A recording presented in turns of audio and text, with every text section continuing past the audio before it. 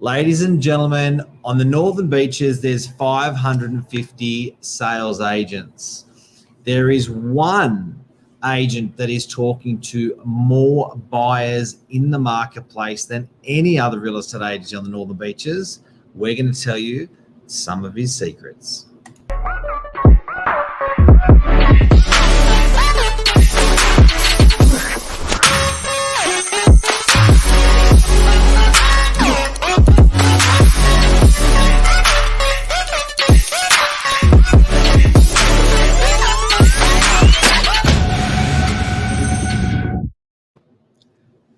Good evening, Mr. Nova. How are you? Wow, what an intro that was. Thank you. Did you like that intro? That was like really cutting edge. That was amazing. Wow. And that wasn't scripted either. No. That was just off the cuff. Yeah. I felt Well like I done. was on 60 Minutes or something. Yeah. Tara Brown. Well done. Well done. So tonight's an exciting one because a little bit that we do is we take for granted, I guess, how much transaction that some of the wonderful sales people in the office do. So I wanted to steal one of the agents and I wanted to specialize in a particular area. And I thought, who best to talk about buyers than the guy that's doing the most amount of buyer transaction in the marketplace of the whole of the Northern Beaches. So if you don't know, the Northern Beaches has 550 agents. And if you go on realestate.com.au and you look at all the number one sales in the area, you'll see Lisa, Michael appear. And the way your team works, just to make it nice and clear for everyone out there, is Michael will deal with the prospective purchasers, Lisa deals with the sellers, and that's the team that goes out and does an enormous amount of sales in the area. The EBU we run. It's called an economic business unit, and most, I guess, good volume agents are running that way in the marketplace. But that qualifies you. That qualifies you to give good advice on this topic. Mate, what are the and happy? It's a live show, guys and girls. Yeah. So if you want to ask any questions, whack them in. We can see them appear. We'll talk about them.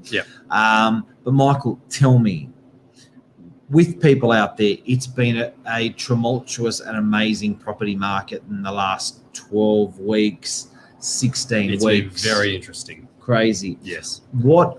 First of all, what have you seen? Before I get some advice out of you, what have you seen in the market the last 16 to 20 weeks? It has 12, 16. Yeah, it's very interesting how quickly the market adapts and how, obviously, myself dealing with on the buyer side a lot, how quickly everyone has adapted to the new market conditions. So where, I guess, COVID hit last year, the market quietened down, and then since really the beginning of this year, how quickly it's taken off again. A lot of buyers I've found have started to actually educate themselves a lot more as well, where terms like 66W, unconditional cool off, these sorts of terms to a lot of people when you're not transacting property might seem a bit foreign. I'm finding more and more people now in a hot market have learnt their way around the process. That way, when they find a property they like, they can move quicker and strike on it. So people have educated themselves a lot more, I've noticed. People a bit upset about having their hearts broken. I think so. And so instead of, for a lot of the purchases that we're seeing that are successful in buying property, instead of letting it get on top of them, they've educated themselves. They've been speaking with a lot of agents. They've followed their solicitor's advice, their broker's advice, the people in their corner, and they've gone, okay, well, how do I work out what's the best way to secure these properties? What do I need to do? And that's what we're going to talk about tonight. Yeah. Where do the buyers that you're talking about get their education? Who teaches a buyer to buy? Great question. Yeah. A lot of people seem to listen to friends and family, whether how qualified they are or not. So sometimes that advice can be great. Sometimes it can be not as great. So I do find some people sometimes tend to be a bit misinformed. Other people are very switched on with it, know exactly what they're talking about. Obviously talking to real estate agents as well, get it straight from the horse's mouth. Ask the agent, what do you need me to do? I want to buy this property. Talk me through the process, and learning it that way also. So they ask the agent that has the property for sale, help me. Yeah, the agent's the middleman between you and the vendor. So if you want to buy a property, work with them, obviously, to try and secure that property, because you want to work alongside them, because they're the ones that are standing between you and the vendor. You work well with that agent, you can lock in that property. So what we find is, and this is on the other side as well, a lot of buyers, I guess, that aren't as well informed, just ask the question. Just ask, okay, look, I do want to buy this property. Can you run me through the process? And any good agent, our job is obviously to transact the properties, to put together the buyer and the seller. But we're there to educate people to actually go, okay, well, this is how you do it. And I know I spend a lot of my time on a daily basis. Part of my job is literally talking people from A to Z how to actually buy the property and what they need to go through, the due diligence. Part of your job. Correct. Because people don't know. So It's okay not to know. it is. A lot of people don't know. Well, how many times would you do it in your life? You probably may do it, I don't know, 3, Yeah. 6, Once. 5, once, maybe. Yeah, I'd love to. Actually, that'd be an interesting number to know. But Yeah. When someone, so in this last period in the marketplace, very volatile.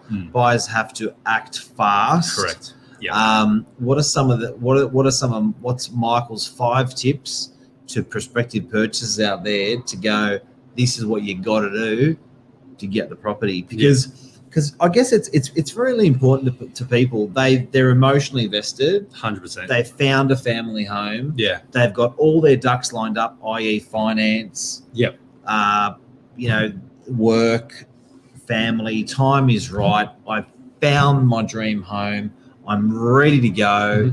And they're penting up a lot of emotion here. Yeah. Correct. Yeah. So I'd say probably the number one piece of advice is do not work off the market, work off your individual timeline. So a lot of people I speak to say, I'm waiting for the market to crash. Like, speak on a buyer's perspective, I'm waiting for the market to crash. It's overinflated, or I'm waiting for this to happen. I'm waiting for that to happen. No one has the crystal ball. No one knows what's actually going to happen next.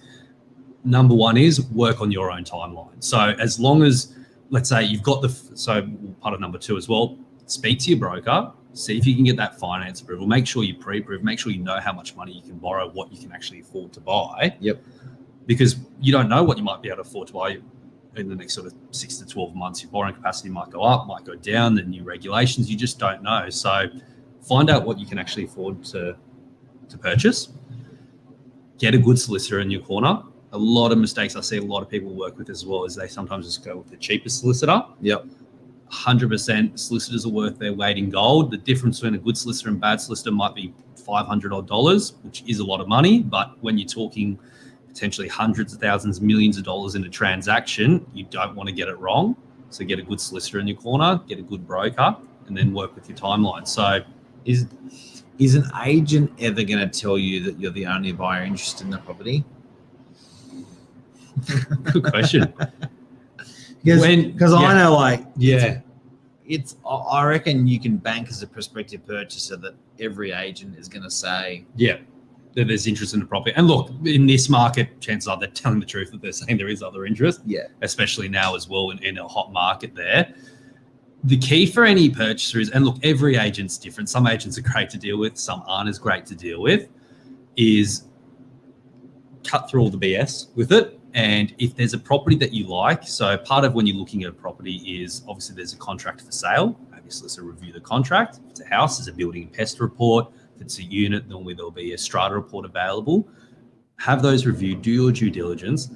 And sometimes you don't even need to take into account directly what the agent is saying in terms of, because a lot of agents, like we say you like a property, we'll make us an offer, we'll take it to the owner.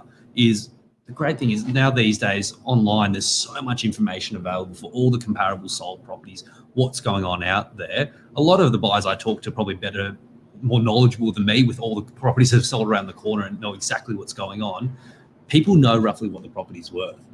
And especially in a market now where it moves quickly. So much data out there. There is. You can see all the solds and exactly. Yeah. And you make a fair offer based off that. House and You work with it, because if you know that everything else is sold for that, you make an offer accordingly as well. And then at least a good agent will go, okay, great, take that offer. I'll take it to the vendor and I'll get you that feedback from there, and you start that negotiation. Where would you start that negotiation? So you're a buyer, it's a price guide of $550,000. Where would you put your offer in? So, and that's another thing in this market as well, obviously, because the markets move so quickly and a lot of properties obviously are selling well above guides. And a lot of buyers I'm talking to are very frustrated with that, especially where sometimes it's genuinely the guide's realistic and that property is sold for a well premium compared to all the recent comparable sales. No one can predict that. That's market growth. And then there's other times where some agents probably more like a better word, underquoted. Lowballed it. They lowball it to Yeah. get all the buyers in. Yeah. And you know when an agent's completely lowballing it as well. So it's You've it's- seen shitloads in that price range. You can see it straight away. the agent's guiding 1.5. You've seen all the similar properties sell for 2. You know, that they're Yeah, lowballing okay. it there. So Why do the agents do that? because they want to bring people in. As naughty as it sounds, they want to bring people in and get them excited about the property. Mm. A good agent will find that delicate in between. You don't want to overprice a property. You don't want to lowball it. You want to have it roughly in that sort of. And to give you an idea, as agents, when we appraise a property, we have a 10% range to work with when we appraise it. So let's say, So I'm a buyer and I want to buy something, but I have to sell my property. Should I sell first or should I buy first? I would say, well, actually, very interesting. A lot of the times, outside of, let's say, take out the past 6 months, normally people would say, I want to sell first because I want to know how much, basically how much I have to buy afterwards, and then go out and buy. I'm not rushed to sell that way. I'm sitting in a good position. Funnily enough, in this market, what I'm hearing from a lot more people is when now, because they're so worried about the market moving up so quickly, and if they sell, they might not be able to get back in. So now what a lot of people are actually doing is they're opting to buy first, maybe with a longer settlement to give themselves time to sell, because they're not as worried that they will sell because everything's moving so quickly. Yep. They've got somewhere they know that they're going. Yep. And then they sell afterwards. So funnily enough, that actually, it's reversed. And I reckon there's a little hack in between. Put your property on the market with an agent pre-market while you're buying, because at least you're going to get a bit of price discovery, a bit of an idea, a bit of a reference where your price is. Maybe it's 100,000 more, maybe it's 100,000 less. Exactly. So when you do go to snap your purchase before you've sold, at least you've actually got a bit of a sniff of what the market's doing. Well, that's what a lot of Lisa and myself do as well, is all that pre-market selling, social media. Yeah, It's great. Yeah. It works. Yeah. And that's why we do it, because a lot of our clients are going for that exact reason. We do want upsize, downsize. We're worried because the market is so volatile. We want to dip our toe in, and maybe we can line up that great buyer. And literally, and we've done it a few times where we simultaneously, they go and buy a property the same time we sell their property, and we're taking as much as we can the risk out of it for them. Other tips As a buyer. So make sure you got good people in your corner was the first one. Work off your own timelines as well. Be prepared to move quick as well. So part of doing your due diligence first is when you do find that right property, and when you do get, so for example, in this market, you get verbal offer and acceptance. Yep. It's great, but it doesn't lock anyone into anything. Yep. And a lot of people do get caught short there. They think, oh, the agent called me back. The owner's happy to go ahead with my offer. That's it. It's sold. I'm ready to go. Not the case. Yeah, right. So it's with anything until we get exchange of contracts, it's not legally binding. So as a prospective purchaser, and what I do with a lot of my buyers as well, is when we're at that point where it's looking like it's all going to be accepted, we want to always fast track and make sure the due diligence is done correctly, but not leave much of a lag time to get contracts exchanged so people know it's locked in for them. Have you ever had someone go to buy a property and after they've 100% bought it, they've had buyer remorse and wanted to, like, Going unconditional? yeah. Haven't once, actually. I mean, I had one person. I Yeah. find that really interesting. Yeah, that's actually a really good question. I've never once had someone after going. I've had people during a cool-off period for whatever reason get cold feet, understandably so. It's a big decision, and they that's pull what out. the call-off's for. That's what the cool-off's for. But after going unconditional, because obviously after you go unconditional, you've committed normally a 10% deposit. Yep. You're as locked in as can be, really. I've never had one never person. really do it, do they? No, like the Not only- even a call or a question. They're like, No, and I think also people, because obviously if you're getting to that point, you must have been pretty keen on the property in the first place, as you'd hope you'd be, because it's such a large sum of money. But on top of that, once you've made that commitment, chances are, which 99% of people done, you've done the appropriate things leading up to it, so you know you're ready for it. And even if you're not fully ready for it, I don't know what goes on behind closed doors with people, but I'm sure you work your own narrative around it. You go, well, I'm locked in now. There's no point having that regret. Let's make it work. how do you explain to a buyer what a cooling off is? So a cooling off period, and Why and how and what all that is. Yeah. A cooling off period, and because a lot of people do get confused. Like, what's a cooling off period? What's the difference between buying at auction, going unconditional? There's so many different ways of buying a property. So let's start with cooling off period. It's a private treaty. You get offer and acceptance with an owner. So you go, great, let's get this locked in. What happens is You sign the contract as the buyer, the vendor signs the contract, and you put down a 0.25% deposit. So enough of money that obviously you want to make sure that you're serious about the property. So if it's $1 million property, then $2,500. okay, Yep. So there's still a substantial amount of money. non-refundable. Non-refundable. Yeah. And the reason why you put that down is because you enter basically a contract with the owner where you're saying, hey, I'm going to buy that property. Yep. The nice thing about that is it's exchanged, it's locked in during that stage, which means that the owner can't change their mind. Okay.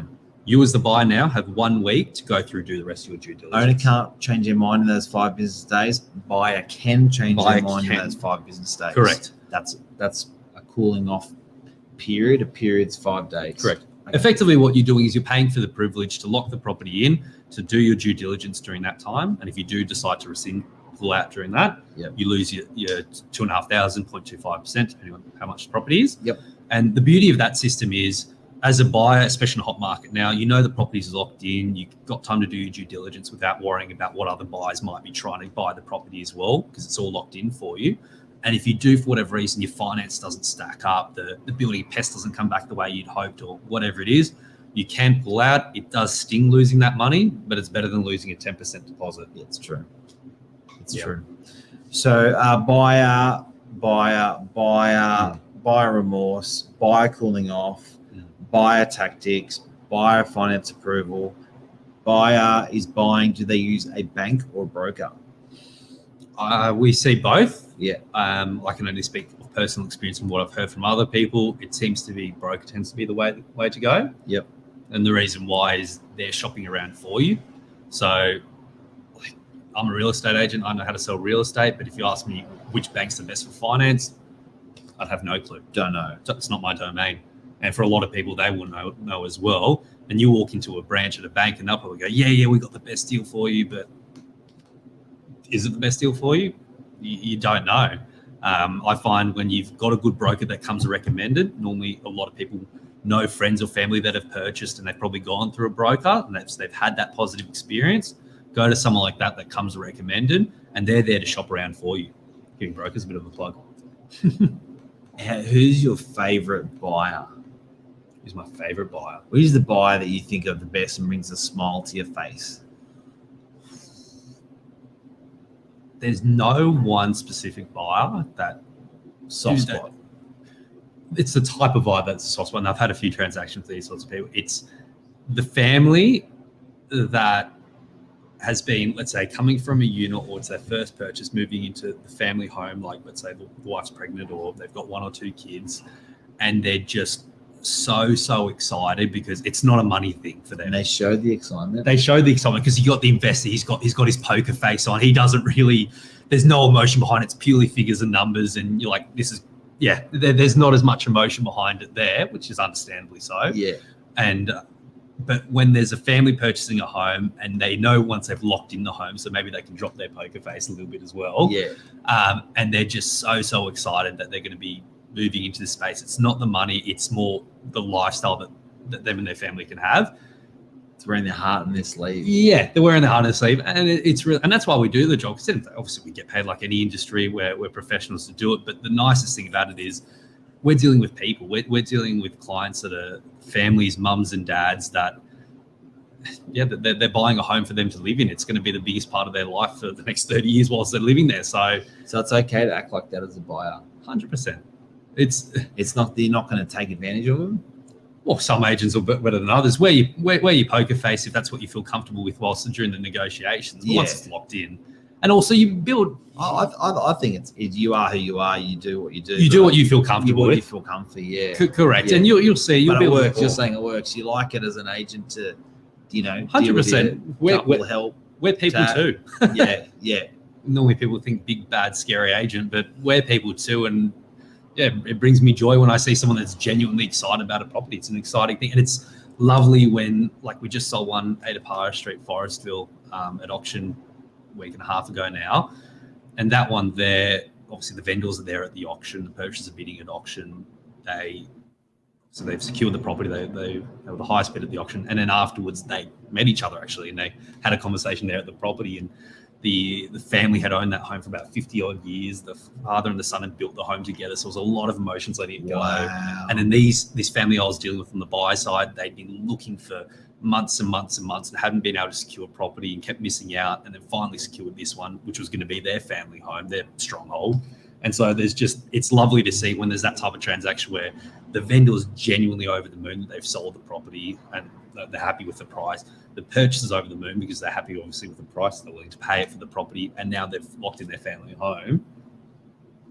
That's so cool. They're the transactions that are just So cool. absolutely awesome. So, guys, if you just tuned in, we're talking with Michael, the weaponizer and selling to buyers in the marketplace. Out of 550 agents, Michael would be the most transactional, so, meeting the most amount of buyers on the Northern Beaches. So we thought it would be fit to have him on screen today talking about tips. Now, before we sail away, Michael, if I was a prospective purchaser, because this is a buyer's guide, buyer's tips. Yep. Where would I look for property? So you've got your traditional portals, realestate.com, domain. Yep. But I'm sure, as many of you know, especially people that follow Novak as well, we sell a lot of our properties what we call pre-market. So before it hits any of those portals as well. So it's great. Obviously, set up your alerts on realestate.com, set up your alerts on domain. They're great.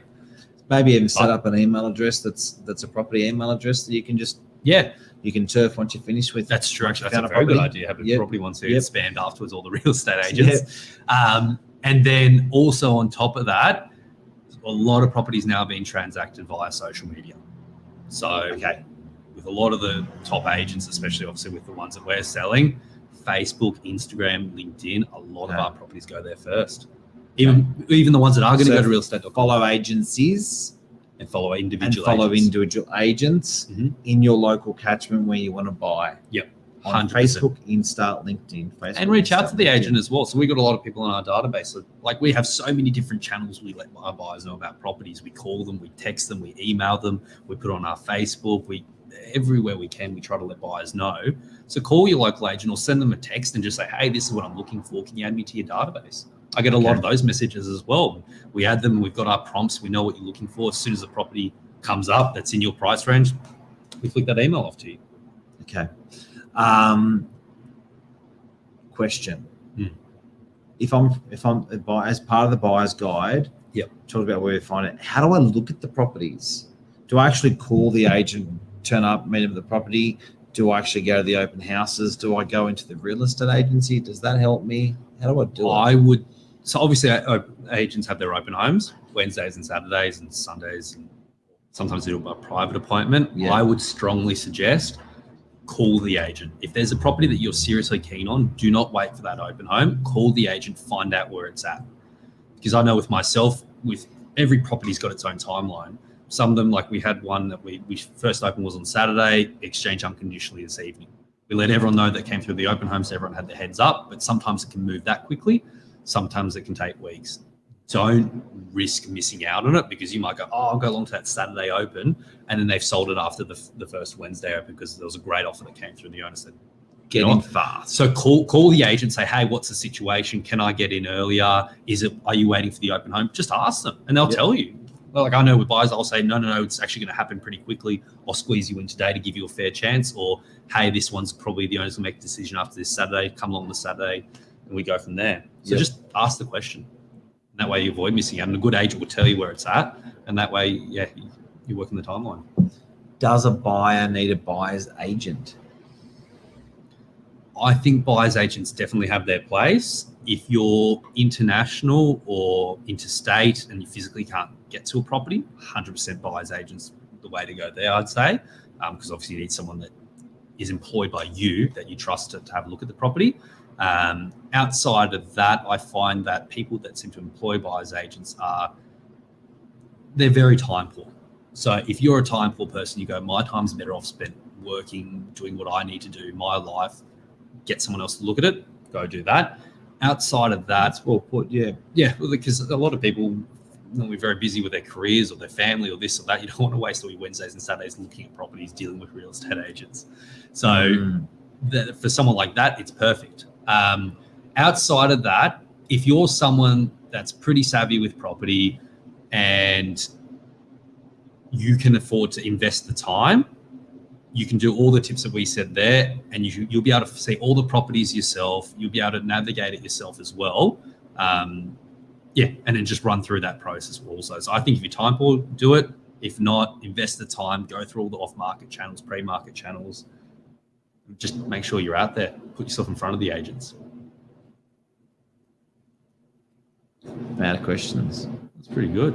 There's a few nuggets I think in there that You're a bit of a ninja tonight. Thank you. See that, guys? It's the guy that speaks with all the buyers. Smashes it. Gentle, nice, silky smooth. They're calling BP the quiet achiever. Oh, thank you. Yeah. But any questions as well, even obviously after the live stream, feel free to reach out and flick us a private message or anything like that as well. More than happy to run you through the process and give some advice. Michael Selledge, thank you very much. Buyers, we hope we helped you. And if you have any friends or family that are buying at the moment, send this video to them. It will help them. It's 30 minutes of raw help for raw buyers out there. Yeah, awesome. Thanks, bud. Thanks, Cheers, guys. mate. Cheers. See you guys.